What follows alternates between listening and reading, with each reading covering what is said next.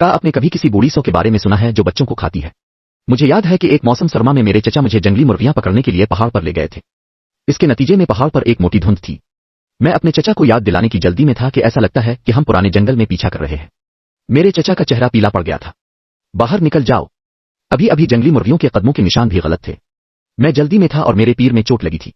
मैं सिर्फ चीखना चाहता था, लेकिन मेरे चचा ने मेरा मुंह ढांप लिया। मैंने दूर से एक औरत को देखा। वो हमारे पास पुराने जंगल की गहराई से आई थी।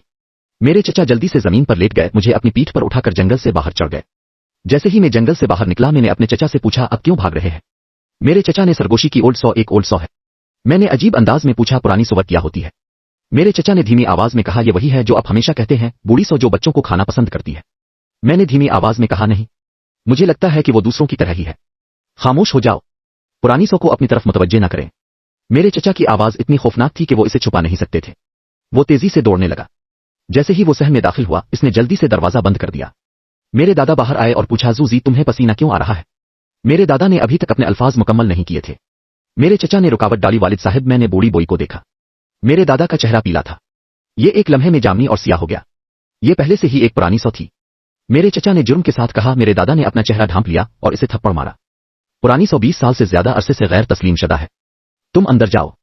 पुरानी सौ हमारे गांव का ममनू इलाका है। घर में दाखिल होने वाले पहले शख्स को बड़ा रास्त अंदर दफन किया गया, बगैर किसी निशान के गायब हो गया। मैं और मेरे चचा ने बहुत बड़ी गलती की। मेरे चचा वजाहत करने की जल्दी में थे। रात को देर हो चुकी है। मैंने इसे वाज़े तौर पर नहीं देखा और अंदर चला गया। मेरे दादा ने एक गहरी सांस ली और पूछा, आपको कैसे पता चला कि यह पुरानी बो है? मेरे चचा मदद किए बगैर समझ नहीं सके। इसने अपना बाजू डोंगजी की हथेली की तरफ बढ़ाया। वो बाजू तकरीबन 2 मीटर लंबा है। मैंने एक लम्हे के लिए सोचा और कहा, यह हथेली के बाजू की लंबाई है। क्या यह पुरानी सौ नहीं है? मेरे दादा ने सांस ली। पाम क्या आपने इसे वाज़े तौर पर देखा? बूढ़े बोए का जंगल छोड़ना जिंदगी और मौत का मामला है। नए साल में कोई गलती न करें। कोई भी नए साल को अमन से नहीं मिला सकता। मेरे चचा ने इसके बारे में सोचा और कम यकीन हो गया। मेरा ख्याल है कि ऐसा होना चाहिए। मेरे दादा ने नीचे देखा और कुछ देर छप गए। आखिर में इसने संजीदगी से कहा, तुम दरवाजा बंद करो। मैं गांव के सरदार को ढूंढने जाऊंगा। किसी के लिए दरवाजा न खोलें। दादी घर वापस जाने की जल्दी में थी। इसने कुछ पटाखे लिए और उन्हें मेरे दादा की जेब में फेंक दिया। जब वो बूढ़ी सौ से मिली तो वो इसे खौफजदा कर सकती थी। मेरे दादा के बाहर जाने के बाद घर वाले घबरा गए। मुझे भी ठंडा पसीना आने से डर लगा। बूढ़ी सुवर यहाँ के हर बच्चे का डरावना ख्वाब है। कहा जाता है कि पुरानी सौ 2 मीटर से ज्यादा ऊंची है। इसकी बड़ी सब्ज आंखें हैं। ये 10 मीटर से ज्यादा पार नहीं कर सकता।